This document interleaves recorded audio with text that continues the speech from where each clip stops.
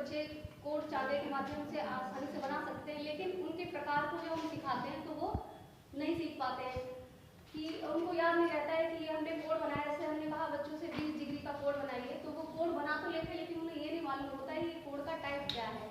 तो हमने ये कोड का पूरा ही बनाया हुआ है।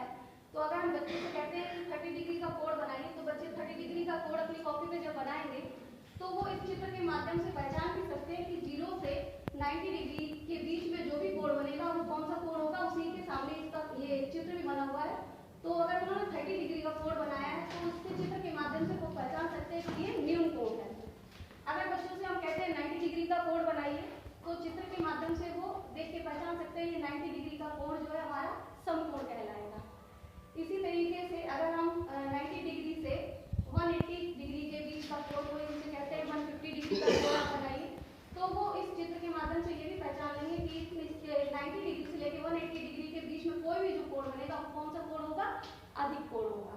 इसी तरीके से 180 डिग्री का कोड जो बनाएंगे तो वो रिज कोड कहलाएगा, और 180 डिग्री से ये 360 तक के जो भी कोड बनेंगे वो सारे कोड के अंतर्गत आएंगे, बढ़त कोड के अंतर्गत।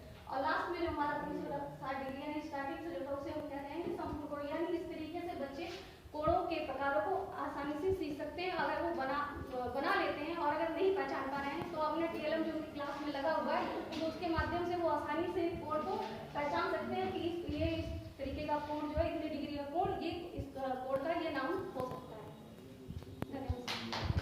धन्यवाद। और जूरी मेंबर्स और हमारे उपस्थित सभी साथी सभी को मेरी तरफ से सादर यथोचित आभार।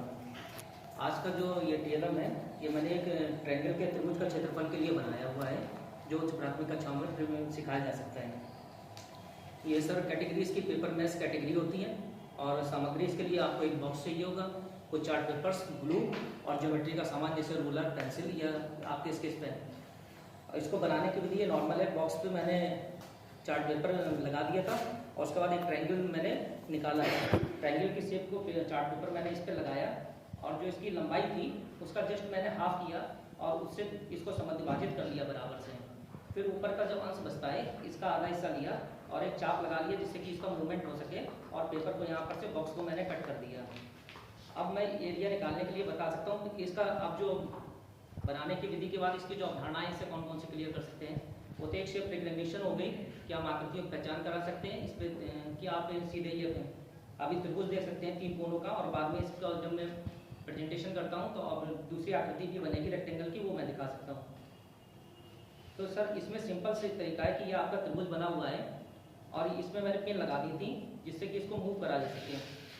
तो एरिया निकालने के लिए बच्चों को बताना है कि ये मूव कराते हुए मैं जैसे इसको यहाँ पर मूव कराऊंगा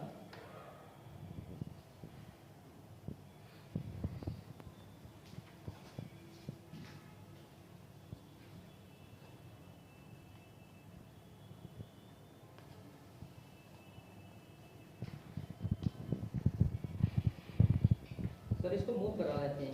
तो जो हमारे त्रिभुज की आकृति थी वो एक आयत की आकृति में परिवर्तित हो जाती है, जिससे बच्चों को सीधे से बताया जा सकता है कि अगर हमें त्रिभुज का दोनों में एक तो कोरिलेशन हम स्टैब्लिश कर सकते हैं, फिर उसके बाद बता सकते हैं कि त्रिभुज का क्षेत्रफल निकालने के लिए हम इस आयत का क्षेत्रफल निकालते हैं। तो हम क्या करेंगे, जैसे पता होता है कि बच्चों को लंबाई गुणा चौड़ाई होता है और उन्हें मालूम, तो हमने इस फार्मूले को यहाँ पर लिख लिया है कि आयत का क्षेत्रफल और त्रिभुज का क्षेत्रफल दोनों इक्वल हैं, और इस आयत का क्षेत्रफल होता है लंबाई गुणा चौड़ाई। और जो लंबाई थी वो हमारी, उसको मैंने जस्ट हाफ कर रखा था, वो बच्चों को पहले से पता है, इसलिए फार्मूला लिखा कि जो लंबाई है वो इस परपेंडिकुलर को जो डाला गया था उसका जस्ट हाफ है। तो मैंने फार्मूला लिखा 1/2 इंटू लंब, और इसकी जो चौड़ाई है वही हमारा आधार होती है, जिससे कि ये फार्मूला डिराइव होता है कि आप जो त्रिभुज का क्षेत्रफल निकालते हैं 1/2 लंब गुणे आधार। और आयत और मैं त्रिभुज दोनों में इस तरीके से संबंध भी स्थापित कर सकता हूँ। आकृतियों की पहचान करी जा सकती है, परिमाप निकाला जा सकता है, क्षेत्रफल का ज्ञान करा जा सकता है, आदि अवधारणाएं क्लियर करी जा सकती है।